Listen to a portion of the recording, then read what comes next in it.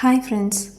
இதே ஒரு 3 வருஷத்துக்கு முன்னாடி பார்த்தீங்க அப்படின்னா என் கிளாசட் ஃபுல்லாக நிறைஞ்சிருக்கும்.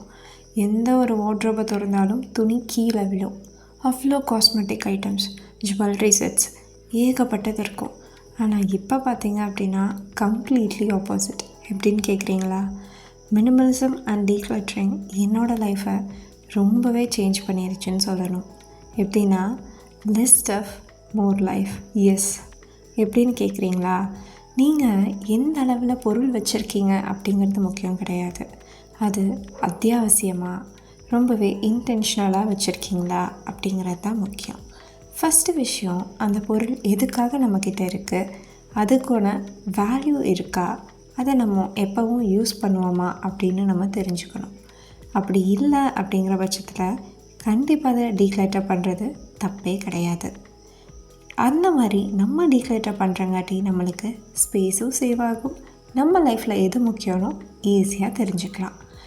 அந்த மாதிரி நம்ம தெரிஞ்சுக்கிறங்காட்டி என்ன பெனிஃபிட் இருக்க போகுது? சும்மா எல்லாத்தையும் தூக்கி வீசுன்னு சொல்கிறாங்களே அப்படின்னு கேட்குறீங்களா? மோர் டைம், மோர் கிளாரிட்டி, மோர் ஃப்ரீடம். கண்டிப்பாக இந்த 3 விஷயமும் நம்மளுக்கு கிடைக்கும். எப்படின்னு கேட்டிங்கன்னா, கண்டினியூஸாக நீங்கள் ஆர்கனைஸ் பண்ண வேண்டாம், க்ளீன் பண்ண வேண்டாம். ஸோ உங்களுக்கு டைம் சேவ் ஆகும். நீங்கள் ஸ்பேஸை எம்டியாக வச்சுருக்கங்காட்டியோ இல்லைனா ரொம்ப சுத்தமாகவோ இல்லை வேணுங்கிறது மட்டும் வச்சுருக்கங்காட்டி நம்மளுக்கு ஒரு கிளாரிட்டி கிடைக்கும்.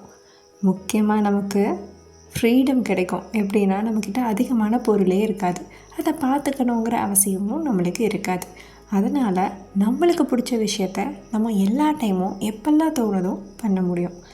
நம்ம நிறைய பொருளை சேர்க்கறதுக்கு பதிலாக நிறையா மெமரிஸை சேர்க்க ஆரம்பிப்போம்.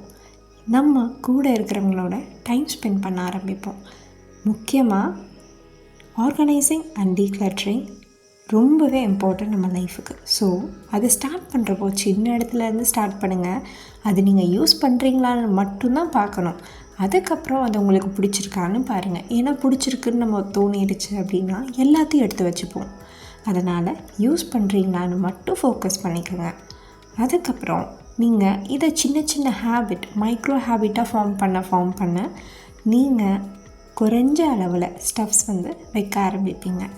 இந்த மாதிரி கம்மியான அளவில் ஸ்டஃப் வச்சுட்ருந்தீங்கன்னா உங்களுக்கு டைம் சேவ் ஆகும், ஸ்பேஸ் சேவ் ஆகும், மைண்டில் ஒரு கிளாரிட்டி கிடைக்கும், நம்மளுக்கு பிடிச்ச விஷயத்தை பண்ணுறதுக்கான ஃப்ரீடம் கிடைக்கும்.